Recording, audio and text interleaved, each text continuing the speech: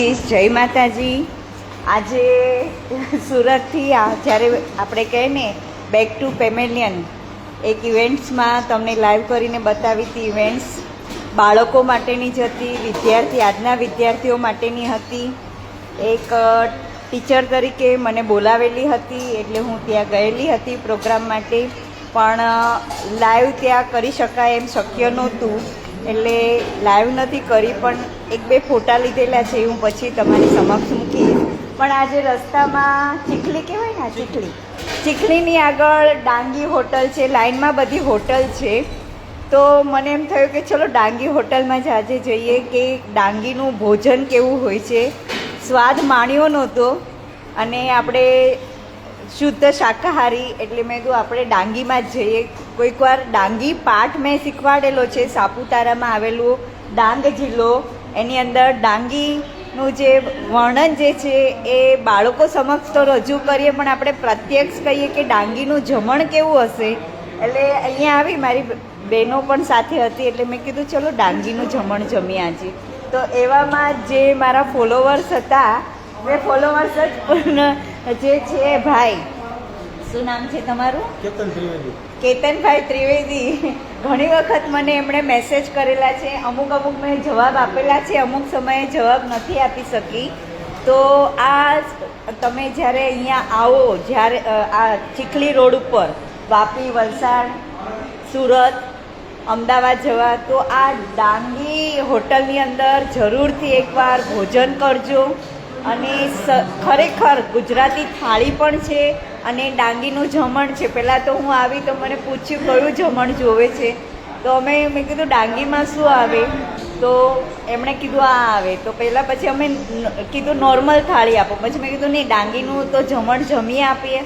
તો ખૂબ જ સરળ, સુંદર અને બનાવેલી રસોઈ પણ આ છોકરીઓ જ્યાં એમને ત્યાં જોબ કરે છે એમને પણ મેં કીધું બહુ સરસ રસોઈ છે અને પીરસવાનું પણ ભાવથી છે।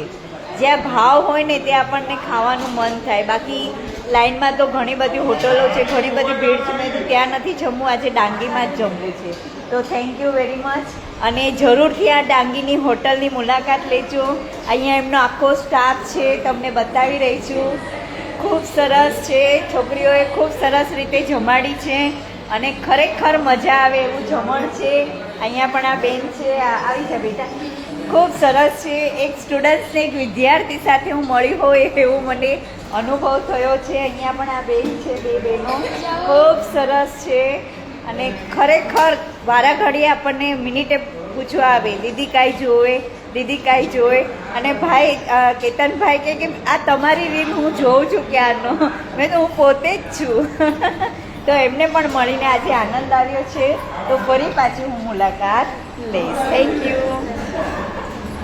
તો કમેન્ટ કરજો, લાઈક કરજો અને મુલાકાત લેવાનું ભૂલતા નહીં। Thank you.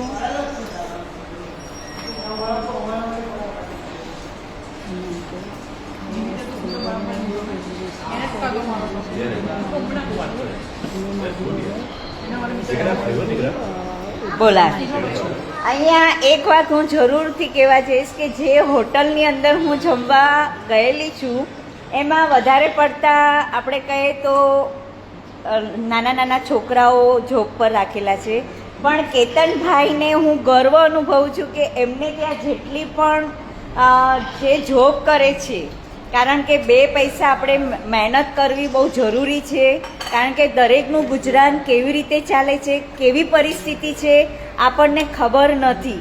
તો આજે જે છોકરીઓ અહીંયા જે એક સ્ત્રીઓને એમણે જોબ આપી છે અને સ્ત્રીઓ પાસે પણ આપણે કહીએ ને કે એક સ્ત્રી એક લક્ષ્મી સ્વરૂપ છે, એક અન્નપૂર્ણા સ્વરૂપ છે કે ભાવથી પણ પીરસે છે અને ભાવથી પણ લોકોને જમાડે છે। તો આવી જ રીતે એક સ્ત્રીઓને પણ કામ કરવાની શક્તિ મળે।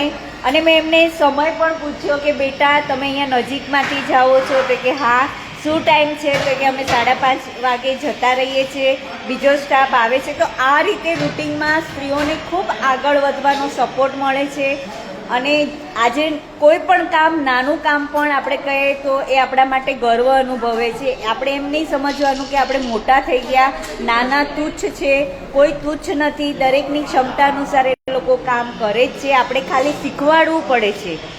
ઓફિસ સ્ટાફ હોય કે સ્કૂલ સ્ટાફ હોય કે કોઈ પણ હોય, આપણે એને શીખવાડવું પડે. તો આ છોકરીઓએ ખૂબ પ્રોગ્રેસ કર્યો છે.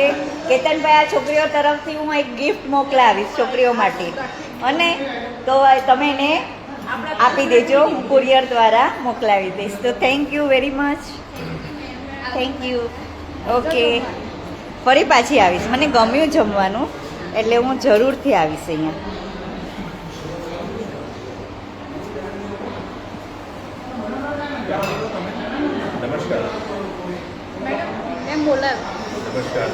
નમસ્કાર. તમારા શબ્દ સિવાય જે તમારો સનાતન ભાવ, તમારું સનાતન સંસ્કૃતિનું ધબકતું હૃદય, એ વધારે મને સંભળાયું. અને એનો અને આનંદ છે.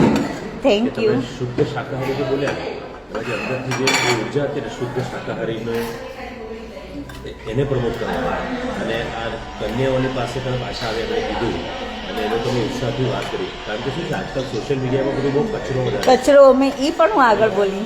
આ તમે સનાતની વિચારધારા અને લોક સાંસ્કૃતિક એ હૃદય મને ખબર પડી. મને ધબકતું હૃદય. આટલી ચોખ્ખી વિઝનવાળું વ્યક્તિ સોશિયલ મીડિયામાં બહુ ઓછા છે. તમને ખબર હશે વધારે તો કદાચ ઇન્સ્ટાગ્રામ પર પણ નથી, પણ આ બધામાં બધા વામપંથી વિચારધારાવાળા બહુ છે, કન્ફ્યુઝ કરવાવાળા. એટલે તમારા જેવા તમને વધુ શક્તિ આપે કે તમારું કાર્યક્ષેત્ર સિવાય આનો પણ સમય મળે અને લોકપ્રિયતા તમારી વધે. સંસ્કૃતિની જાળવણીના તમે ચેન્જ મેકરના તમે છો એવું ગણી શકો. Thank you so much. હું બોરીવલીથી છું.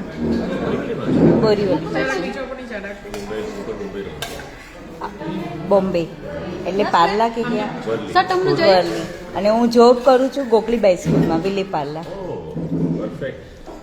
સર તમને જોઈએ શીરો. Okay, thank you. Okay, thank you. ચલો કેતનભાઈ, હા બહેનો, તમને શું જોવે છે એ પ્રમાણે મોકલાવીશ, કે પછી મારી રીતે મોકલાવી દો? તમારી રીતે, મારી રીતે મોકલું? ઓકે, હા મારે ત્યાં, હા કોલેબોરેશન માટે આવે ને, આ વસ્તુની જાહેરાત કરું. હા, અને એ લોકોની જાહેરાત ફ્રી કરી દઉં છું, એનો કોઈ ચાર્જ લેતી. આજે પૈસા કમાવે તો ઘણા બધા કમાય, પણ ભગવાને આપણને આપ્યું છે એમાં આપણે સંતોષ છીએ. Thank you.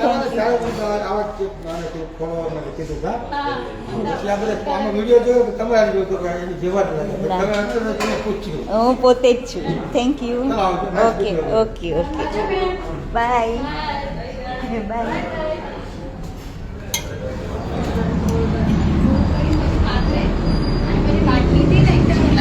આ લાઈવ એન્ડ નથી થતી મારી.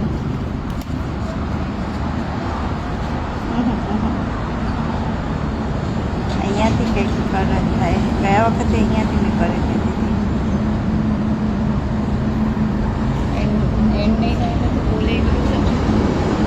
ભલે નહીં સંભળાય, કોઈ વાર ન મળતું હોય અમને.